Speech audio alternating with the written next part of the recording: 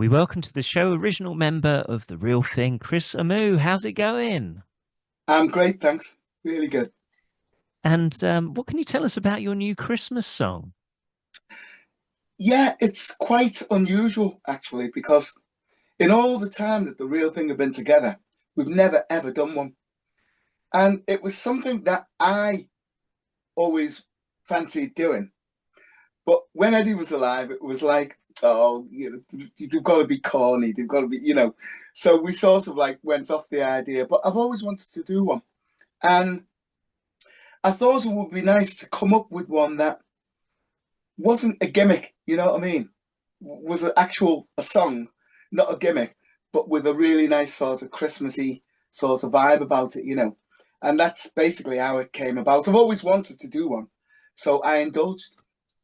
Great. And I'm going to be playing that on the show. Is there a special meaning behind the song? I guess it's all about Christmas and being with family and things like that. It's all about my time to sit back and get waited on. That's what Christmas is about for Chris Amu, and I presume the same for my partner Dave as well. Down in South End. Look, Christmas is a special time for, or it should be, and hopefully is a special time for everyone. And no time for children of the ghetto at Christmas. Let's get into Christmas time and hometown for Christmas. Exactly. Well, I suppose you've been asked about You to Me or Everything more than once. Yeah, of course, which is natural. Yeah, yeah. Um, you to me, well, that started it all off, didn't it? Really, for us. Probably one of the best days of my life was when I got that call to say that it'd come in the charts, and because that meant we had a life then. Because no matter what happened after that, provided you were careful and provided you worked hard and kept at it, that song you could live on for the rest of your life. We had a career in the music business, which is what we set out to do. Yeah, a very special song, and people still love it today, don't they? Amazing. It's absolutely amazing. I got a fantastic vibe when I first heard the demo of it. Um, but in them days, you're young, you're raw, you're not really that concerned. You don't dream it's going to be still here 50 years later. You just don't, it doesn't even enter your mind. You don't even know if it's going to be there 6 months later, really. Yeah, and of course Let's it be was a honest, I mean, I know lots of number ones that I can't even remember. Can't exactly, remember. yeah. As you mentioned, this was from 1976. It reached number Yeah. one, You to Me or Everything. I mean, what are your memories of that time? I thought it was a golden time for our genre of music, which was soul music.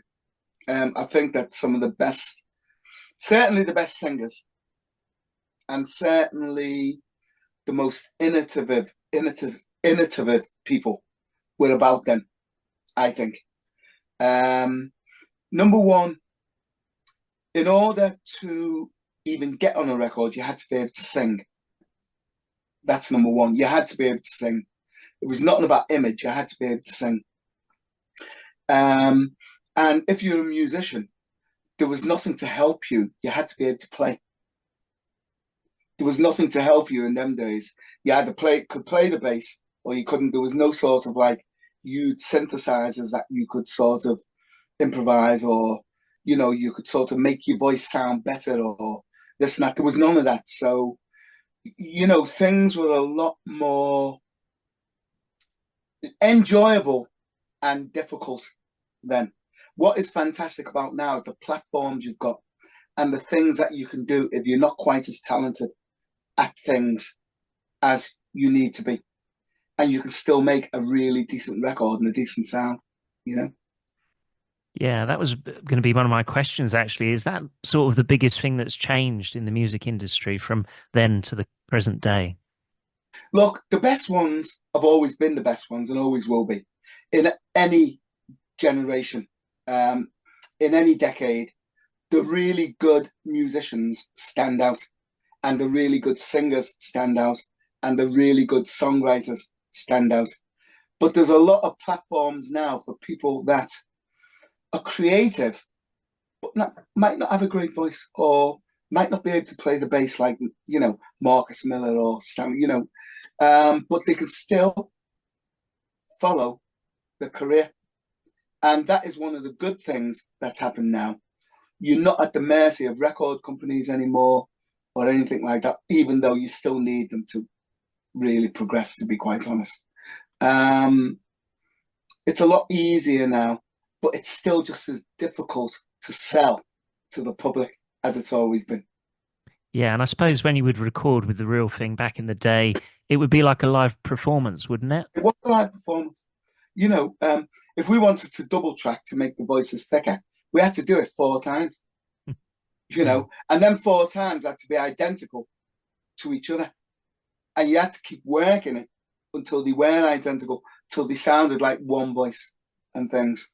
So, of course, when I started doing things like adverts and things like that, I was quick because I was in that time where you had to do things quick because every hour was a lot of money spent in the studio. You didn't have the luxury of like what I've got now of sitting at home and recording an album in my Yeah. own time the way I want. You didn't have that luxury then. Yeah. I suppose in some ways, though, it made you be on it more because you knew you had to be. You had to be. You had to be on it more. And it's the mistakes that sometimes give the whole feel to the song. When something's perfect, like I find a lot of our genre of music now too good. I find it too good. You know, um, if you listen to Sly and the Family Stone and all the innovators, right? The feel of them tracks because it was all live with the little time inefficiencies and things because it was just you got it as close as you can to the metronome. You know, I just think it give it more feel. I'll give you an example. You to me are everything. At the end of You to me are everything, I go right up. You're the sweetest song that I can say. Oh baby, and it's right up there. Right now, halfway through that, my voice broke. And I said to Ken, our producer, said, right, I'll do that again. He said, no, you won't. So we're leaving that the way it is.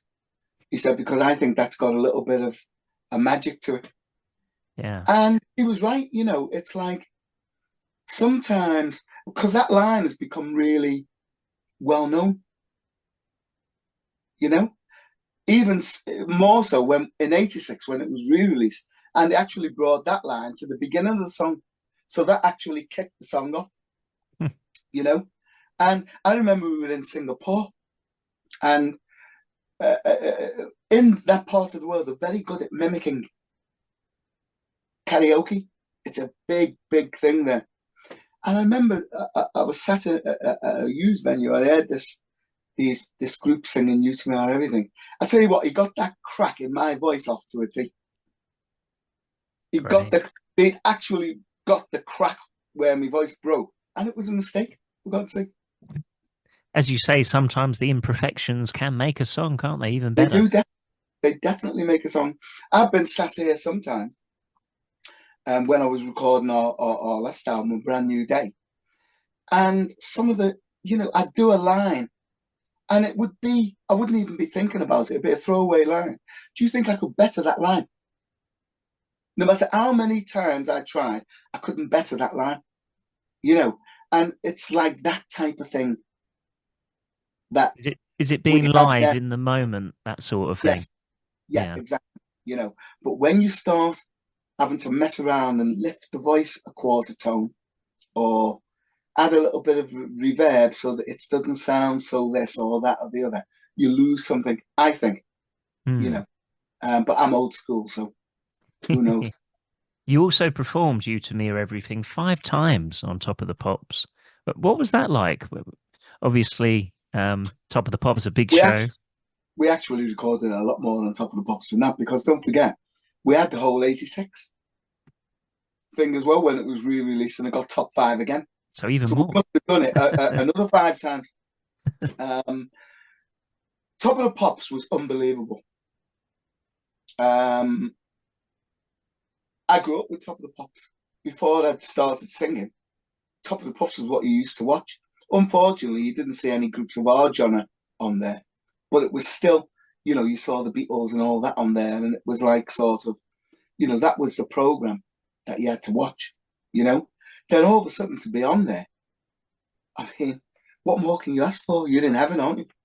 And you sat down with next to T Rex, you know, Mark Bolan and people, and you're chatting to them, and you're talking about things, and sat next to Paul McCartney. It really is. It was a fantastic experience.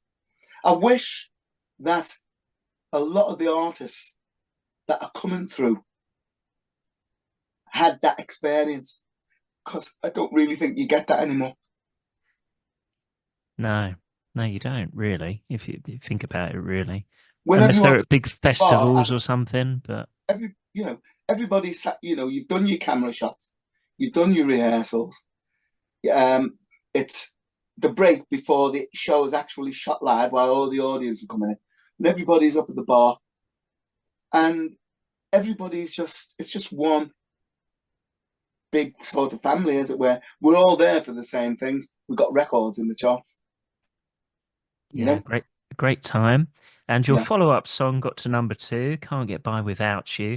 Do you think Yep. this song is quite underrated compared to You to Me or Everything? Not at all. Absolutely not at all. It's just was actually my favourite of the two, to be quite honest with you. I preferred Can't Get By Without You. Um, it just depends on what's out with you at the time. I mean, that would in a lot of the charts, it was number one. Mm. You know, um, and it was selling day by day as many as You to Me was selling when that was out. It's just that if you've got, say, Wings, ABBA, Rod Stewart, maybe if they've all got songs in the top five at the same time, it just makes it more difficult maybe to peak to number Yeah, one. But to get to number two was still yeah, fantastic. great But achievement. obviously, You to Me is the one that is the biggie, and that was it. That's for whatever reason that is the song. Feel the Force Oh actually yeah. sold more in one day than You to Me ever sold in a day ever. I love that one as well. Feel the Yeah, one Force. day with Feel the Force, we were with the Jacksons. We were on with the Jacksons at the Rainbow, with the Jackson Five then at the Rainbow, and we sold 49,000 records that day. Wow. Now the most that You to Me ever sold in a day was 30,000. You know, and like it got to number five, but it was selling a hell of a lot of copies. It just depends on what's you're up against at the time as to how it's going to shift when it's in that top five. But it was number five for about 3 or 4 weeks. Yeah. What I meant by underrated was obviously you'll always hear You to Me or Everything on the radio, wouldn't Mhm. you? That's what I meant. Yeah, yeah, definitely. And I understand exactly what you mean, because You to Me, I think the three of them became classics because they all became hits again in in '86. But You to Me is that song. That's the big one. For whatever reason, around the world, the whole world, You to Me is the one. You know, Definitely. yeah. And what can you tell us about some of your newer recordings that you mentioned? Yes, well, okay. 2 years ago, we wrote our first album that we've done in 30 years. Because although when things started to die down, we did have a lot of singles coming out, which were reaching the lower parts of the charts, but we didn't have an album because it come in them days. The big thing wasn't albums. You got to understand that. You know, if you took three songs from an album and it wasn't happening, that was end of the story. That was end of the album. They didn't try to sell the album. Whereas now, the most important thing is the album, not the single from the album. That was the difference. So we wrote A Brand New Day, which was is a great album. And if you ever get the chance, you should have a listen to it because some nice tracks on it. There's the new version of Children of the Ghetto. And what I've done on that is I carried on the trilogy, which was 4 from 8, which was Children of the Ghetto, Stanhope Street, and Liverpool 8. And I carried it on to another, we call it the quadrilogy, which is another 3 songs together with Children of the Ghetto on the same theme. And so we're really proud of that. And that's still active. You can still get that. Um, we've just been awarded the Citizen of Honour in our home city of Liverpool, which was a huge honour for us. Lord Mayor and everything came out and presented us with it. And I wrote a song especially for the event, which is called Hometown, which was released 3 weeks ago to go with the ceremony, because it was only a month ago that we actually got the award. And that is all about Liverpool and our memories of Liverpool, not the heavy Children of the Ghetto side of it, but just the memories of, I still remember, I can still, when I go to Toxteth now, I can still see my mum. The street's still there, the house is still there where she used to live. So I've still got memories there. I've still got memories of hanging around on a lot of the corners that are still there with all my friends, that some of them are no longer with us and things. So that's what Hometown is about, which I wrote especially for that, which we'll get you a copy Great. sent Yeah. to you. Have a listen to that. That That is sounds great. more of a serious song. And like I say, it's had, 40,000 views on our Facebook page, which we've never had apart from the biggies like You to Me. Mm, And so obviously it's resonating to people.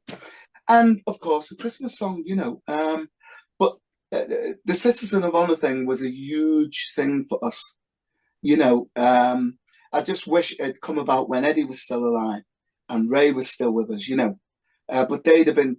It's for the group. I made sure it was for the group, not individuals, so they're part of it as well. And it was a big honor, a big, big, big honor, you know.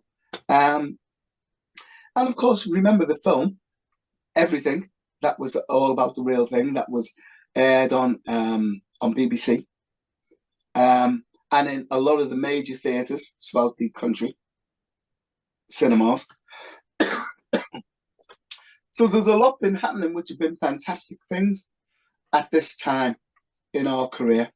And basically, all I want to do is, I don't want the real thing to just stagnate. And when we do live shows and things like that, just doing You to Me can't get, we do a lot of new stuff mixed with You to Me and Can't Get By and Force and things like that. And doing that, you don't stagnate and it keeps mm. you active and you're doing things that you love, Yeah, it's best to be creative, isn't it? And so you're always Well, going to be writing new music. always, Great. always, it's what we've always done. And like I say, Christmas Time was only written, 2 years ago. Um, and I wrote it for Christmas, but it was too late. By the time I'd finished it, it was too late to really do anything with it because we were like that as to, it's Christmas song, and we decided that we would definitely go for it seriously this year, and that's why it's been released a couple of weeks ago. Great. Well, we're going to be playing that on the show, and of course, You to Me Are Everything, and quite a few of your songs. It's been lovely to speak to you, Chris. I'd like you to play Hometown for me as a favour if you can, because I Yeah, think you'll like it. sure. No Yeah, problem. I Yeah. really do think you'll like it. You can listen to it on YouTube. I'll get them to send you a WAV through. That Okay. you Yeah, know, that'd be great, Chris. No like problem.